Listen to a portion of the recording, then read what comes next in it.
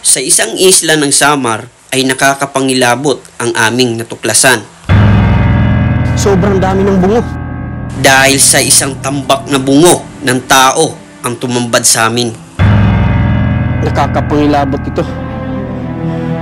Itong mga bungo ay kumpleto pa.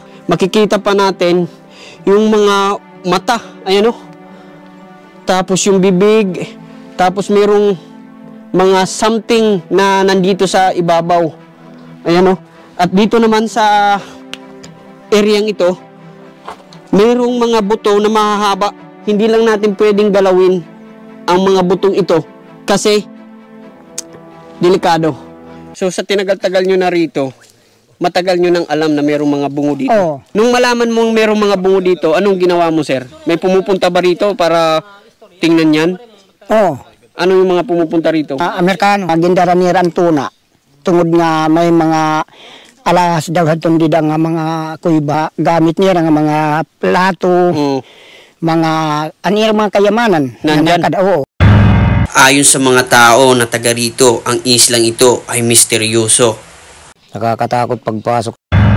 Yung mga ibon nga, pag ginagalaw doon ng mga tao, umuulan ng malakas, tapos parang bagyo na, ganun, yung ano niyan, nang nangyayari.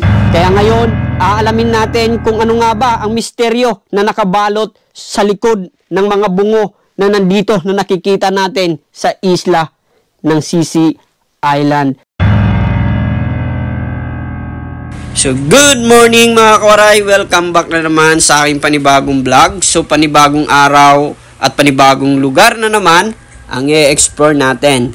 So ngayong araw nga pala ay papunta po tayo sa Salcedo, Eastern Samar para i-explore ang isang misteryosong isla na tinatawag nilang Sisi Island. At dahil malayo yung biyahe natin ngayon, aabutin ng mahigit kulang-kulang 4 na oras ay nagpa-full tank muna tayo dito sa Alang-Alang Clean Energy. Shoutout po sa inyo. Okay, shout out dito sa Clean Energy Alang-Alang. Ayan, so may dadaanan po pala tayo dito sa 7-Eleven na makakasama po natin. So nandun daw siya, nag-aantay.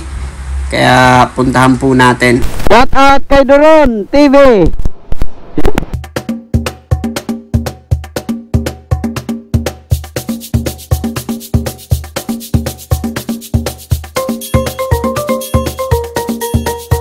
By the way nga pala, dito po pala tayo dumaan sa bypass road ng Santa Fe, Leyte para mas madali yung biyahe natin papunta sa Eastern Samar.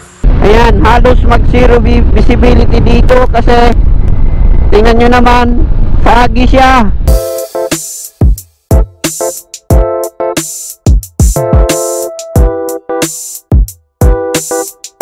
By the way nga pala, official na po pala itong binuksan na daanan para sa mga sasakyan at pwede na kayo ditong dumaan papunta sa Samar. Kung nanggagaling kayo ng Ormoc, dito kayo dumaan sa Santa Fe, Leyte, bypass road.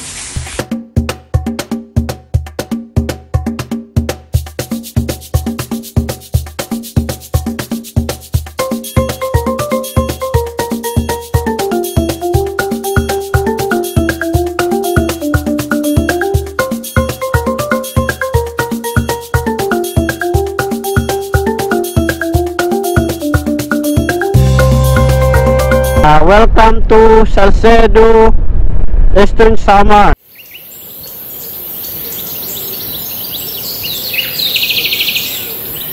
Yan, ito po yung barangay hall nila kung saan tayo maglalagbook. So magpapaalam po tayo. Saan pangalan mo, te? Kuan, Pilisa. Pilisa. Ano? Kandugo. Kandugo. Ano ko po dito, te? BHW. So isa sa mga BHW dito. Okay lang po ba na pumunta kami doon ngayon? Sa Sisi? Opo. Okay naman. Meron problema yan. Basta ano lang, wala lang doon, pagpunta nyo doon, Walang gagalawin. Oo. So, yun lang ba yung requirements dito, te? Paglagbook. Paglagbook lang na papaalam lang kami na pupunta kami doon. So, wala bang mga nakakatakot doon? Ano bang mga history na nababalot doon sa Sisi Island? Pag may pumupunta doon, ang sabi ng mga nakatanda, bawal daw magkalikot ba yung mga nandun sa loob, bawal daw kalikutin o kaya magdala. Kasi pagka nakialaman daw yun, kumbaga yung panahon, nagraraot. So ibig sabihin, dun sa Sisi Island, merong kababalagan na nangyayari. Kapag may ginalaw ka dun, merong mga mangyayaring na di inaasahan. Oo. Katulad ng Pag-ulan, tapos yung maglilinti. So, mga kikidlat? Oo, kikilat. Tapos mag-uulan na yun. Hindi kayo makakauwi kasi lalaki yung alon eh. Malalaki So, yung alon. yun yung mga posible na mangyari. Nangyari na ba noon yun, te? Oo, kasi mayroon na pumunta doon tapos nagdala sila ng mga bungo. Tapos kami, nagtataka kami kung bakit walang hinto yung ulan, tapos nalilinti. Yung pala, may kumuha doon ng bungo. Bungo. Oo, inalaman namin kung sino yung kumuha. Pinabalik namin doon. Tapos yun, nawala na yung paglinti at saka pag-ulan. Kasi yung binalik. kidlat, wala na yung kidlat, saka yung pag-ulan. So, ibig sabihin, pag ginalaw mo yung mga bungo doon, posibleng kumidlat at umulan at hindi kami makauwi. Kasi malalaki yung Alon. Yung kumuha ng bungo doon, binalik niya kagad. Halos lahat ng kwento at usap-usapan ay pare-pareho tungkol sa mga nakabalot na misteryo sa mga bungo nakita sa Sisi Island. Yung mga ibon nga, pag ginagalaw doon ng mga tao, umuulan ng malakas, tapos parang bagyo na, ganun. Yung yan, nang nangyayari. Kasi noon ulang mga tao, yung mga kasanhi, pag may sakit na sila, doon na lang sila pumupunta, doon na lang nagpapakamatay. Wala pa man noon, sementeryo, wala pa mang hospital noon. Kaya upang makarating sa isla ay sinimulan na namin ang aming paglalakbay. So yun, papunta na tayo doon sa isla. Ayan, nandito po tayo sa kalagitnaan ng kagubatan kung saan tatawid tayo papunta ron sa Sisi Island. So naglagay na ako ng bonnet sa ulo kasi sobrang init. Bago namin marating ang Pangpang ay kinakailangan naming maglakad ng 15 minuto. Akyat baba po tayo dito. Makikita po natin na yung dinadaanan natin ay pababa na.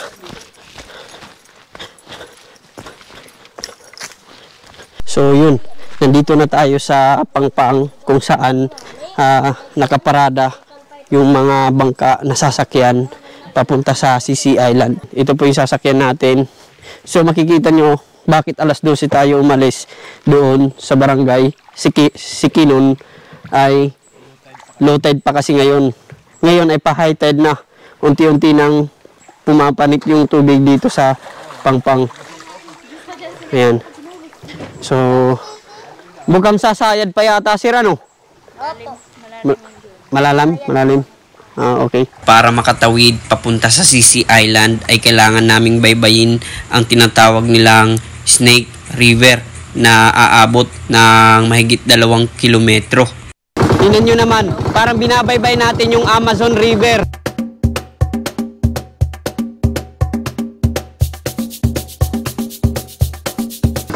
Nasa gitna ng mga bakawan po.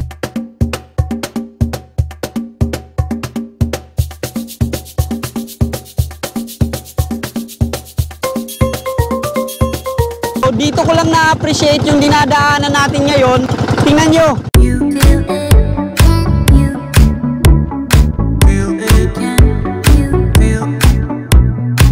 Grabe, parang world class itong view na nandito. So, ilang beses na ako napunta rito sa Eastern Samar, pero ngayon lang ako nakagawi rito na mayroon palang napakagandang view dito sa kalagitnaan ng dagat.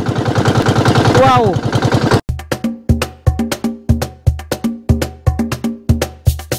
Pagkalipas lamang ng mahigit 30 minutes na biyahe, ay narating natin itong isla. Anong barangay ito, sir? Abihaw. So, nandito ito sa Barangay Abihaw. Itong isla na pupuntahan natin na merong mga na tinatawag nilang Sisi Island. Nandito na tayo sa Sisi Island kung saan makikita yung mga kuweba na nandito at base sa aking kalkulasyon ay itong mga kuweba ay parang naging taguan. So ipapakita ko po sa inyo. So, yung mga kasamahan ko papasok doon habang ako ay dito muna. Tingnan po natin. Pasok po tayo. Ayan.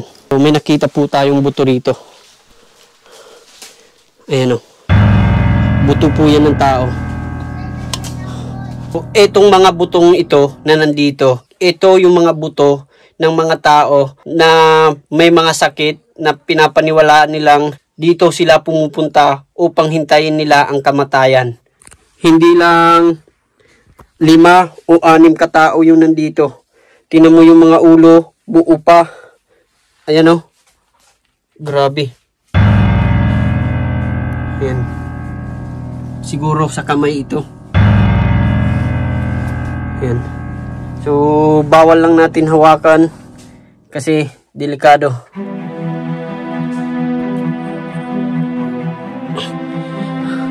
Ang isa sa mga napakahiwaga dito kung bakit napakarami ng mga kuweba na nandito at bawat butas ng kuweba ay merong mga bungo ng mga tao. Isa dito yung pupuntahan pa natin.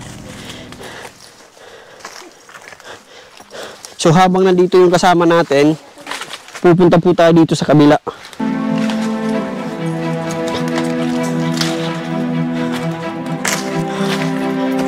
Ayan.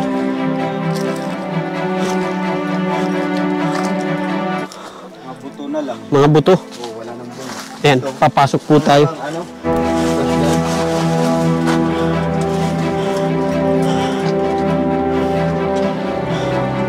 Ayan. So, dito sa areang ito, makikita natin yung mga buto. Pero walang mga bungo. Ayan. Kakaiba, iba sa nakita natin doon sa kabilang butas. Kasi doon sa kabilang butas ay merong mga bungo. At dito, tingnan nyo, mahahaba pa. Grabe. So, itong mga bungutay dito, ano yung mga perception nyo dito? Parang tao talaga. Kasi yung iba, sabi nila, yung mga sinaunang tao daw yun. Diyan. Mga tinatawag nila nga kasanhi. Oo. Yung mga buto na yan, galing pa sa sinaunang tao. Sinaunang tao. Meron naman nagsasabi na panahon pa ng Hapon. Oo. Meron naman nagsasabi na yung mga tao na nagmumula sa Sikinon ay pumupunta dito dahil sa kawalan ng ospital, dito na lang. Pag nagkasakit, nagpapatid na lang dito. Grabe. Bawat kuweba na pinapasukan natin, merong mga buto na nandito. So doon sa kabila, buto ng mga ulo. At dito naman, hindi natin na-identify kung sa paa o sa kamay ba ito. Yan yun. First time kong makakita ng mga buto ng tao. Ayan o. Ganito pala yung hitsura kung matagal na. Biruin mo, 200 years na to na nandito. Sabi ng mga nakakarami. Etong butas dito sa ilalim ay tagos ito papunta dun sa likod. So hindi na tayo papasok dito dahil yung sobrang init yung nararamdaman ko. Pinagpapawisan ako kahit nandito lang ako sa bunganga. So ibig sabihin there's something inside. Pangatlong kuweba na yung papasukin natin. Dito yun naman sa kabila tayo. Kung saan yung tagusan papunta ron. Yan. Grabe. Ito. Sobrang dami ng bungo. Ayan. Itong mga bungo ay kumpleto pa ng ulo. Nakakapangilabot ito. Itong mga bungo ay kumpleto pa. Makikita pa natin, tingnan mo, lapit mo sir. Makikita pa natin yung mga mata. Ayan o. Tapos yung bibig. Tapos merong mga something na nandito sa ibabaw. Ayan o. At dito naman sa areang ito, merong mga buto na mahahaba. hindi lang natin pwedeng galawin ang mga butong ito kasi delikado. Itong mga bungo ay nananatiling history kung ano nga ba ang simula kung bakit nagkaroon nito. Bagamat maraming mga haka-haka at sabi-sabi ay hindi natin makonclude kung kanino o ano ang nangyari kung bakit merong mga bungo dito. So base lang sa mga nakalap nating impormasyon ay ito yung mga bungo ng mga tao na malapit ng mamatay na pumupunta dito sa Sisi Island para dito nawakasan ang buhay dahil sa kawalan ng hospital noon at mga doktor na manggagamot. Ayan, ayaw na nilang magpaaruga sa kanilang pamilya kaya nawawalan na sila ng pag-asa, kung kaya naman tumatawid sila papunta rito at dito na nila hinihintay na sila ay mamatay. So makikita po natin, ayan, so itong mga bungo bawal po nating hawakan dahil kapag hinawakan po natin at dalhin po natin ang mga ito, may nagsasabi daw na dito magkakaroon daw ng masamang panahon at babagyo at biglang lalaki ang alon ng dagat at hindi na tayo makakauwi kagaya ng mga nangyari nung unang panahon na subok na ng mga taga-Sikinon na kung ano ang nangyari. Ayan. Susubukan pa po natin pumunta rito sa pinaka-loob dahil itong mga butas na nandito ay konektado sa bawat isa. Ayan. Makikita po natin yung butas na nandito ay yun yung butas na pinasukan natin kanina. Doon ka sir sa kabila. Titingnan natin kung tagos ba. So, susubukan ni sir na ikutin papunta sa kabila kung talagang ang butas na ito ay tagos mula dito sa kabilang kuweba. So kung maging tagos ito, so ibig sabihin konektado ang bawat butas at konektado ang bawat kuweba na nandito. Nakaparte ng mga kasaysayan nung unang panahon. Ayan, nandyan na si sir. Oh. Tagos, sir? Tagos. Ayan, makita nyo dito, sir. Tagos dyan, sir, sa kabila. Oo. Grabe. Tagos. Meron ka pang nakita dyang mga ano? Buto? Madilim po, wala na. Wala na. Wala. Madilim. Dilim. Sobrang dilim. Wala, oo. So, ibig sabihin, yung butas na yan Tagos doon ay sa kabila. exit doon sa kabila. Grabe. Sige, sir, punta ka dito. Ayan. Si sir. Siya nagpatunay na konektado ang bawat kuweba. Tagos. Tagos, hindi ito. Papunta ron. O, bawat butas ay konektado talaga. Simula nung nandun sa umpisa. Doon sa kabila, ganun rin, konektado. Konektado. Merong posibilidad na itong kuweba pwede rin naging kampo ng mga Hapon noong World War II. Nung panahon ng digmaan.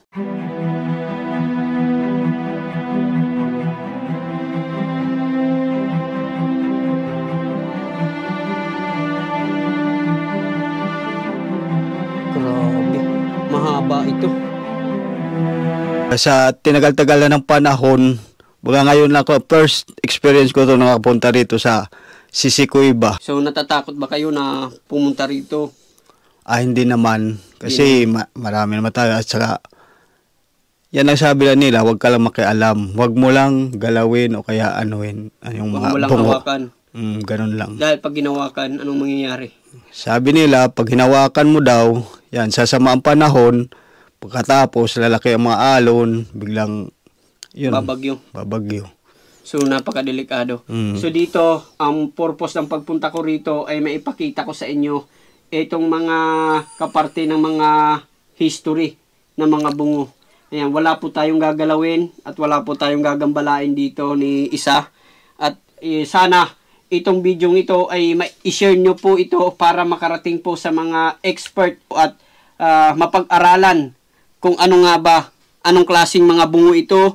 Bungo ba ito ng sinaunang tao o bungo ba ito ng mga dati pang mga tao o panahon pa ito ng Hapon, ng World War II.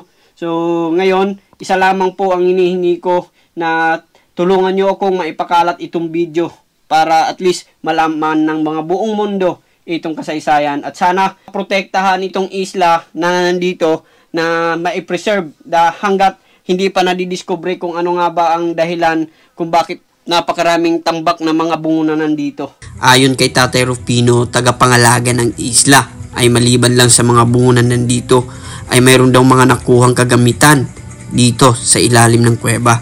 Ito po si Tatay Rufino, siya po yung caretaker dito. Ikaw po yung caretaker. Oh. Nandito yung bahay mo. Ato kuan, ato Abihaw. Abihaw. So kaparte, itong mga kuweba na to, itong isla, sakop ng Abihaw. Oh. Hindi ni nga isla kananan amon apoy. So pag may-ari ng kanyang lola. Oh. So sa tinagal-tagal nyo na rito, matagal nyo nang alam na mayroong mga bungo dito. Oo. Nung malaman mong mayroong mga bungo dito, anong ginawa mo, sir? May pumupunta ba rito para tingnan yan? Oh. Ano yung mga pumupunta rito? Amerikano. Mga Amerikano? Anong ginagawa dyan ng mga Amerikano? Nagpipicture ito ng mga Pinipicture kaluluwa. nila? Ako, pag intindi ko, nga gindara ni Rantuna, tungod nga may mga alas daw hatong dida nga mga kuiba, gamit niya nga mga plato, Oo. mga anir mga kayamanan. Nandyan? Oo.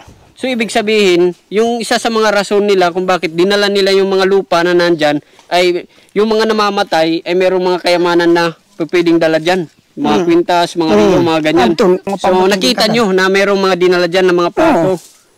Eh, Ikaw mismo paro na yung- yan nga may ada cellphone, pipicture ang kontera kay nakadera nagtatrabaho dida, nakatumulakan igbaw ang gabi. Gabi So man na may nila pumunta raw dito ng mga tao, tapos hinukay nila nung gabi, may nakuha daw silang mga plato, mga gamit, hindi Isa. nyo pinagbawalan. Pinagbawalan nga ni anak han may-arin din ni Mano Kudantoy, ni Mano Abing. So anong Amo na nga. ginawa nila? Pinilit pa rin. Oo, Dinala pa rin. hang gabi. Gabi nila Dinara. tinira. Tapos oray na balik niya ni. Hindi na bumalik. So kaya pala yung mga butas na Parang nandyan, parang tikas adtong ira pagkuha.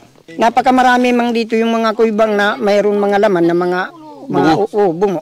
napag-alaman po natin na mayroong mga nauna sa atin na pumunta rito, gabi daw sila pumunta rito, hinukay yung mga ilalim ng mga bungo na mga lupa at dinala nila dahil pinapaniwalaan nila yung mga gamit na galing sa mga namatay ay mayroong mga kayamanan na dala.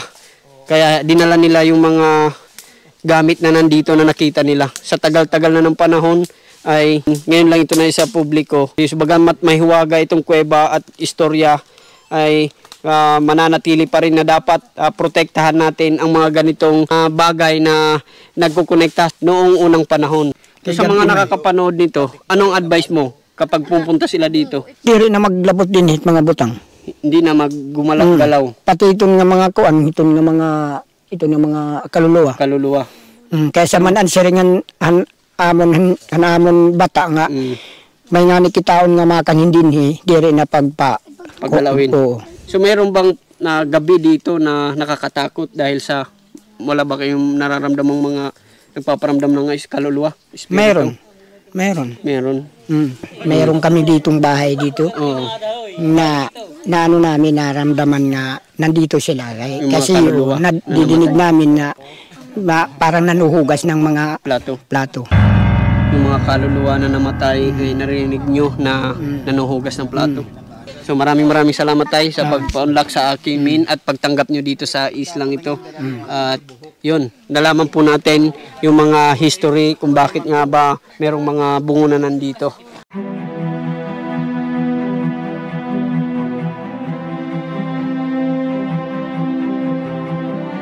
Nakarating na po tayo dito sa Barangay Ziquinon, Salcedo, Eastern Samar. Ayan, sobrang nakakapagod yung adventure natin at yung travel, pero sulit naman at talagang satisfying yung napuntahan natin. Kasama si Tatay Rogelio dito sa kanilang bahay, nandito na po tayo. So pauwi na po tayo ngayon, pero bago yan, gusto kong pasalamatan po si Tatay Rogelio. Maraming salamat tayo sa pag-guide sa amin ngayong araw. So, at si Doron na palagi nating makakasama sa mga biyahe. Ayan. At ang kanyang misis nandun, siya type yun.